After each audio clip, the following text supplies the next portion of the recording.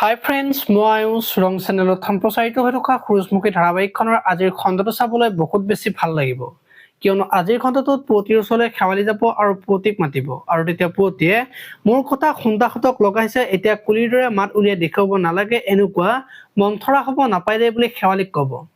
আৰু তেতিয়া শেৱালিৰ বেয়া লাগিব। এতিয়া বাৰু শেৱালিয়ে কি ক'ব দেখিবলৈ পাব আজিৰ খণ্ডটোত। এইফালে আকৌ সোণাই আজি নন্দক ৰাস্তাত লগ পাব আৰু তেতিয়া মাহীয়েকে নন্দই যে মাহীয়েকৰ পৰা পইচা লৈছে সেই কথাটো ক'ব। আৰু তেতিয়া সোণে সহজ সৰল মানুহগৰাকী পাই ভাল সুবিধা লৈছে, বেলেগ কোনোবা হোৱা হলে জেলত সোমোৱালে হয় বুলি ক'ব।